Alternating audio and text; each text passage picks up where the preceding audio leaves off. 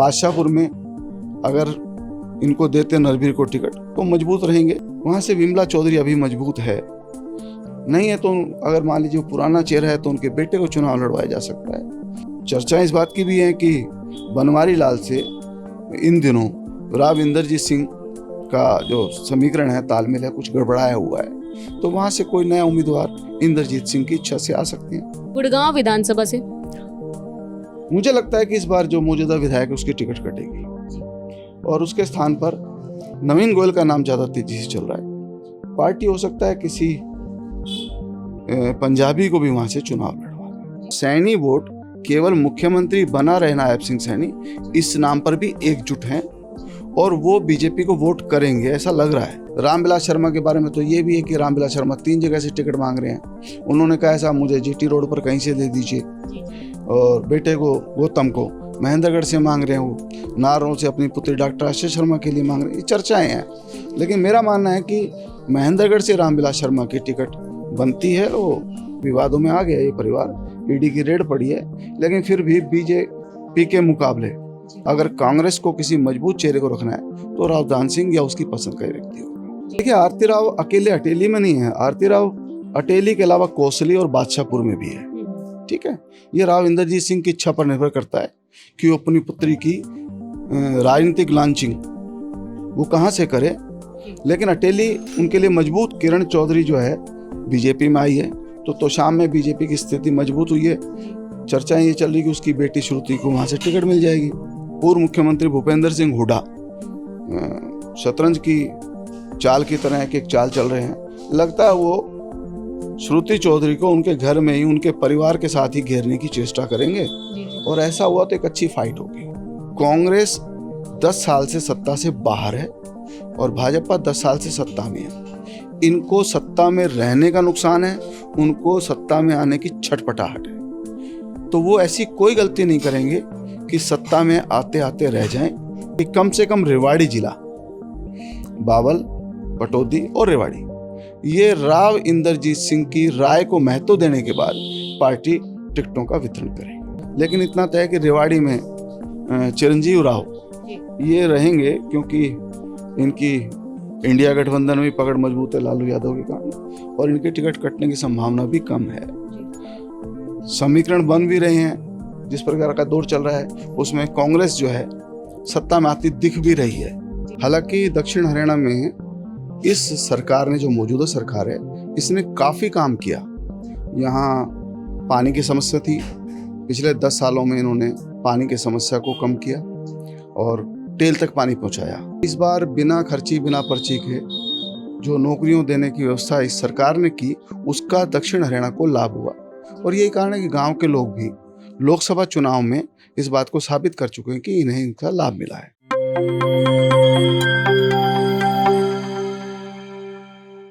दोस्तों, आप सभी जानते हैं हरियाणा में विधानसभा चुनाव आने ही वाले हैं। 1 अक्टूबर को मतदान होंगे और 4 अक्टूबर को रिजल्ट आएंगे। तो आज हम चर्चा करेंगे विधानसभा चुनाव के बारे में। आप देखना शुरू कर चुके हैं एनजेपी हरियाणा। मैं हूं शैली शर्मा और आज हमारे साथ है वरिष्ठ पत्रकार धर्म नारायण शर्मा जी। सबसे पहले आपका स्वागत है। धन्यवाद एनजेपी का, उसकी पूरी टीम का, और काफ़ी अच्छा आप लोग काम कर रहे हैं जी। और काफ़ी कम समय में आप लोगों ने एक अच्छा मुकाम हासिल किया जी। इसके लिए पूरी टीम की मैं शुभकामना भी है और बधाई भी है। सर, आप महेंद्रगढ़ जिले की राजनीति के तो इर्द गिर्द रहते हैं, आप नारनौल में रहते हैं। सबसे पहले इसी बारे में बात करेंगे कि महेंद्रगढ़ जिले में जो 4 विधानसभा क्षेत्र है, यहाँ पर भाजपा और कांग्रेस के बीच क्या समीकरण देख रहे हैं, कौन कौन उम्मीदवार आने वाले हैं, इन सब के बारे में बताइए। देखिए, इस बार हरियाणा में जो 10 साल से बीजेपी की सरकार है, उसको लेकर काफ़ी उलटफेर होने की संभावना है, क्योंकि एंटी इनकम्बेंसी काफ़ी है। जी। हालांकि दक्षिण हरियाणा में इस सरकार ने, जो मौजूदा सरकार है, इसने काफ़ी काम किया। यहाँ पानी की समस्या थी, पिछले 10 सालों में इन्होंने पानी की समस्या को कम किया और टेल तक पानी पहुंचाया। दूसरा, यहाँ नौकरियों को लेकर था कि एक आरोप लगता रहता था कि उत्तरी हरियाणा में या जाटलैंड में, खासकर इससे पहले की जो पूर्ववर्ती सरकारें थी, उन्होंने नौकरी देने की ज़्यादा चेष्टा की, उसके लिए प्रयास किए। तो इस बार बिना खर्ची बिना पर्ची के जो नौकरियों देने की व्यवस्था इस सरकार ने की, उसका दक्षिण हरियाणा को लाभ हुआ, और यही कारण है कि गांव के लोग भी लोकसभा चुनाव में इस बात को साबित कर चुके हैं कि इन्हें इनका लाभ मिला है। अगर हम नारनौल विधानसभा क्षेत्र की बात करें तो आपके हिसाब से, आप लोगों के बीच घूमते होंगे, तो भाजपा से कौन उम्मीदवार हो सकते हैं, कौन 3-4 नाम हो सकते हैं और कौन 3-4 नाम कांग्रेस से हो सकते हैं, उनके बारे में बताइए। देखिए, मेरा मानना है कि जो मौजूदा विधायक हैं ओम प्रकाश यादव, जिनको हम एडीओ कहते हैं, जी जी इन पर इस प्रकार का कोई आरोप नहीं है कि इन्होंने ज़्यादा कुछ गलतियां की हों। हाँ, एक चीज़ है कि इन्होंने किसी को नुकसान नहीं पहुंचाया, ऐसी आम धारणा है। इलाके के विकास के लिए ये सरकार जितना कर सकती थी, उसमें जितना अंश इस क्षेत्र के मंत्री रहते हुए, और आज की तारीख में तो अभी तो इनको मंत्री पद से हटाया है, तो डॉक्टर अभय सिंह को बनाया उनके मंत्रिमंडल के परिवर्तन के बाद, तो जितना ये कर सकते थे उतना किया। लेकिन इन्होंने कभी भी राजनीतिक प्रतिद्वंद्विता को ध्यान में रखकर कभी किसी को नुकसान नहीं पहुंचाया, और ये इनकी खासियत है। तो उम्मीद की जाती है कि इनको इस बार टिकट मिल जाएगी। हालांकि चर्चाएं ये भी बहुत तेजी के साथ चल रही हैं कि 10 साल तक लगातार एक व्यक्ति विधायक रहा हो तो उसके स्थान पर दूसरे नए चेहरे को लाना चाहिए।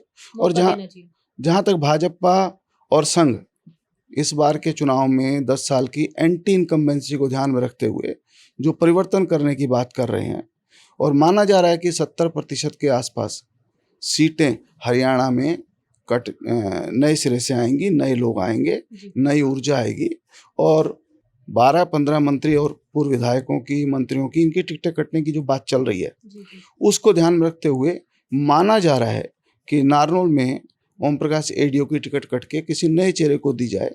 कौन से नए चेहरे हो सकते हैं?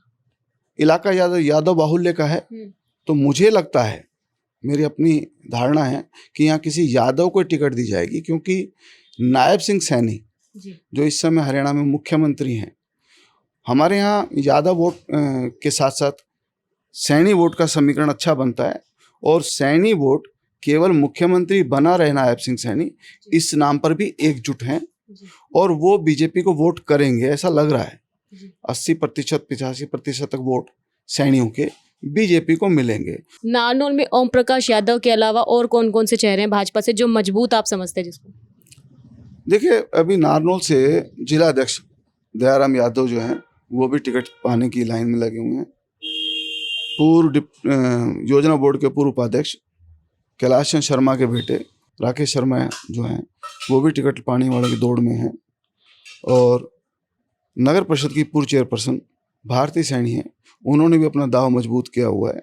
ऐसे अनेक चेहरे हैं जिनको लगता है कि अब इस बार अगर हमें टिकट मिले तो हम ज़्यादा मजबूती से चुनाव लड़ सकें। कांग्रेस से कौन हो सकते हैं चेहरे? अभी तक कांग्रेस के अंदर कोई ऐसा चेहरा मजबूत नहीं है जो इस क्षेत्र के अंदर आकर अपना जीतने का मादा रखता हो, क्योंकि अधिकांश, लेकिन हम देखें 2-3 नाम तो शामिल हो ही सकते हैं। हाँ, अधिकांश जो लोग हैं वो नए हैं।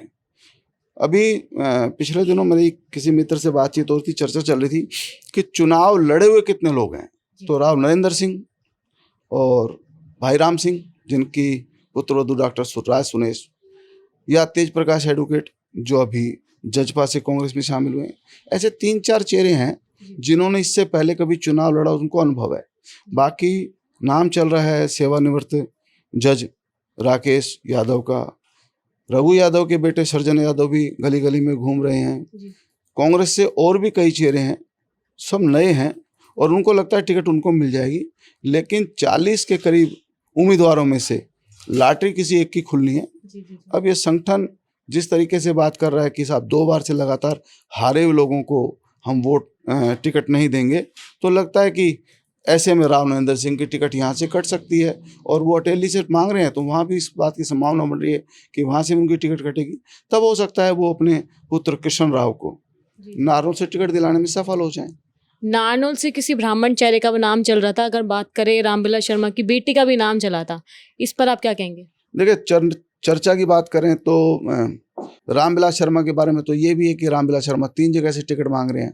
उन्होंने कहा साहब मुझे जीटी रोड पर कहीं से दे दीजिए, और बेटे को गौतम को महेंद्रगढ़ से मांग रहे हैं, वो नारनौल से अपनी पुत्री डॉक्टर आशीष शर्मा के लिए मांग रहे हैं। ये चर्चाएं हैं, लेकिन मेरा मानना है कि महेंद्रगढ़ से रामविलास शर्मा की टिकट बनती है। वो जमीनी नेता हैं, उन्होंने 50 साल इस काम में दिया है, और अगर किसी कारण उनको परिवर्तन करने की बात आती है तो मुझे लगता है कि उनके लिए भिवानी ज़्यादा महफूज जगह है जहाँ से वो चुनाव जीत सकते हैं। महेंद्रगढ़ में भाजपा के कौन मजबूत चेहरे आप देखते हैं? देखो, महेंद्रगढ़ जिले के अंदर तो मैंने नारों का बताया, ओम प्रकाश यादव वीडियो हैं। महेंद्रगढ़ विधानसभा क्षेत्र के, एक महेंद्रगढ़ का। महेंद्रगढ़ के अंदर रामविलास शर्मा के बाद जी पूर्व जिला अध्यक्ष रहे हैं जी। कंवर सिंह यादव, उनका नाम भी आ रहा है। एक देवेंद्र खातोद है। हाँ, देवेंद्र खातोद HPSC के मेंबर रहे हैं, उनका नाम भी है। और RPS ग्रुप के जो चेयरमैन हैं, समझ लीजिए मनीष राव, जी वो भी महेंद्रगढ़ से बीजेपी के उम्मीदवार हो सकते हैं। जी। और कांग्रेस के? कांग्रेस में तो वहाँ निर्विवाद रूप से रावदान सिंह है। अगर किसी कारण रावदान सिंह चुनाव नहीं लड़ते तो उनका बेटा अक्षत राव, हालांकि बीच में विवादों में आ गया ये परिवार, ED की रेड पड़ी है, लेकिन फिर भी बीजेपी के मुकाबले अगर कांग्रेस को किसी मजबूत चेहरे को रखना है तो रावदान सिंह या उसकी पसंद का ही व्यक्ति होगा। अगर हम नांगल चौधरी की बात करें तो राव अभय सिंह भाजपा से हैं, वो मजबूत माने जाते हैं। कांग्रेस में उनके सामने मजबूत चेहरा आप किसे मानते हैं? देखिए, डॉक्टर अभय सिंह, इसमें कोई दो राय नहीं जी कि उन्होंने अपना काम किया है 5 साल तक। विकास पुरुष के नाम पर उनके जो समर्थक हैं उनको इस बात की संज्ञा देते हैं, और वो चुनाव जीतने की स्थिति में भी हैं, इसमें कोई दो राय नहीं है। जातीय समीकरण कुछ बन जाए, एंटी इनकम्बेंसी की बात हो जाए जी जी तो थोड़ा संदेह पैदा होता है, अन्यथा डॉक्टर अभय सिंह चुनाव जीत रहे हैं। और उनके मुकाबले में उनके भतीजे ही कहे जाते हैं, सेवानिवृत्त IAS विनय यादव का नाम चल रहा है। लेकिन मुझे लगता है कि गुजरों में मूलाराम जो पूर्व विधायक हैं उनकी अच्छी पकड़ है। और अभी लोकसभा चुनाव में सचिन पायलट जब आए थे नांगल चौधरी, और मैं उस समय वहाँ था, तो जो गुजरों में मैंने एक चेष्टा देखी कि हम पिछले 3-4 बार से जो मूलाराम विधायक नहीं बन पा रहे हैं, तो इस बार हम गुजर एकजुट होंगे, हरियाणा सरकार के अंदर हमारी भागीदारी होनी चाहिए। और समीकरण बन भी रहे हैं, जिस प्रकार का दौर चल रहा है उसमें कांग्रेस जो है सत्ता में आती दिख भी रही है। तो अगर हम अटेली की बात करें तो अटेली से तो आरती राव जो है उनका नाम काफी चर्चा में चल रहा है। उनके अलावा और कौन कौन आप चेहरे देख रहे हैं बीजेपी में? देखिए, आरती राव अकेले अटेली में नहीं है, आरती राव अटेली के अलावा कौसली और बादशाहपुर में भी है। ठीक है, ये राव इंद्रजीत सिंह की इच्छा पर निर्भर करता है कि वो अपनी पुत्री की राजनीतिक लॉन्चिंग वो कहाँ से करे। लेकिन अटेली उनके लिए मजबूत है, क्योंकि अहिर वोट और सबसे ज़्यादा जिला महेंद्रगढ़ के अंदर किसी विधानसभा क्षेत्र में अगर वोट हैं तो अटेली सबसे बड़ा मतदाताओं का क्षेत्र बनता है। और उनको लगता है कि यहाँ ज़्यादा सुरक्षित रहेंगे, क्योंकि अटेली के एक हिस्से को जो कोसली से सटा हुआ है वो कभी जाटूसाना का हिस्सा होता था, और सेलंग बागोत और उस साइड के अंदर आज भी राव इंद्रजीत सिंह की अच्छी पकड़ है। और अभी लोकसभा चुनाव के बाद जब उन्होंने धन्यवाद यात्रा निकाली तो उन्होंने कनेड़ा क्षेत्र को ही ज़्यादा महत्व दिया। उनको लगता है कि वहाँ से उनको उनकी बेटी को ज़्यादा अच्छा समर्थन मिलेगा। उसके अलावा वहाँ से सीताराम यादव हैं, मौजूदा विधायक हैं, और संतोष यादव जिनकी पिछली बार टिकट कट गई थी और वो उससे पिछली बार MLA थी, डिप्टी स्पीकर भी रही, उन्होंने भी अपना मजबूत दावा किया हुआ है। और उसके अलावा कुछ नए चेहरे भी हैं। संतोष यादव का नाम नारनौल से भी चल रहा था, सुनने में आता कि उन्होंने 2-2 जगह से दावेदारी जताई है, अटेली और नारनौल से। देखिए, संतोष यादव ने अगर नारनौल से दावेदारी जताई है तो मेरा मानना है कि आरती राव और खासकर राव इंद्रजीत सिंह का जो कद है अहिरवाल में और भाजपा में, वो राज्य मंत्री हैं केंद्रीय और 3री बार बने हैं, और कांग्रेस सरकार का भी गिने तो 5 बार के, तो उनका जो कद है उस कद को देखते हुए कहीं ना कहीं संतोष यादव को खटका रहा होगा कि अटेली से उनकी टिकट फिर कट सकती है।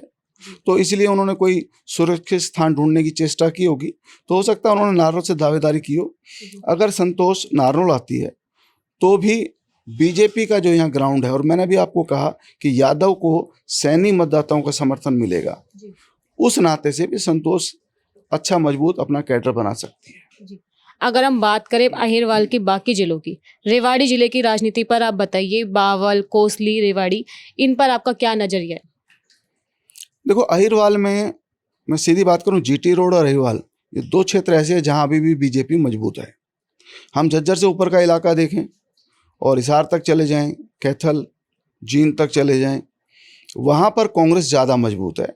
खासकर वो जाटलैंड है इसलिए, बांगड़ क्षेत्र के अंदर भी इनेलो, जजपा या कांग्रेस ये ज़्यादा अच्छा है। और जो लोकसभा चुनाव के रिजल्ट रहे, हिसार और सिरसा बीजेपी ने हारी, लूज की, नए उम्मीदवार लेकर आई, वो प्रयोग भी सफल नहीं रहा। तो ऐसे में नहीं लगता कि वहाँ से बीजेपी कुछ बहुत ज़्यादा निकाल पाएगी।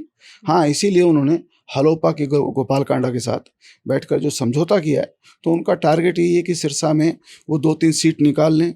ऐसे में अहिरवाल, जो मेरा कहना है, और अहिरवाल में भी यादव जो है उनको सरकार से काफ़ी लाभ मिला। अभी मैंने आपको कहा कि नौकरियों में इस क्षेत्र को जो सदा उपेक्षित माना जाता था, नौकरियां मिली हैं, सड़कें बनी हैं और इंफ्रास्ट्रक्चर मजबूत हुआ है। गुड़गांव से लेकर मानेसर और मानेसर से लेकर रेवाड़ी तक काफ़ी विकास हुआ है। इस नाते से ये क्षेत्र अभी भी बीजेपी के साथ है और लगता यही है कि 8 से 10 सीटें बीजेपी इस क्षेत्र में निकालेगी। एक बार भिवानी जिले और दादरी जिले के बारे में बताइए कि इन जिलों में जो विधानसभा क्षेत्र शामिल है उन पे क्या समीकरण रहने वाले हैं, क्या संभावना देख रहे हैं? भिवानी में देखिए ऐसा है, अभी किरण चौधरी जो है बीजेपी में आई है, तो तोशाम में बीजेपी की स्थिति मजबूत हुई है। चर्चाएं ये चल रही कि उसकी बेटी श्रुति को वहाँ से टिकट मिल जाएगी। भिवानी में पहले से बीजेपी मजबूत है। दादरी में भी अभी जो लोकसभा चुनाव था उसमें जाट नॉन जाट का जो फैक्टर रहा और कांग्रेस को जो लाभ मिलना था उतना नहीं मिल पाया। बाडड़ा लोहारू क्षेत्र जो है उसमें जरूर कांग्रेस मजबूत है, ठीक है। और मेरा मानना है कि इस सब के बावजूद वहाँ बराबर बराबर की टक्कर में बीजेपी और कांग्रेस आएगी।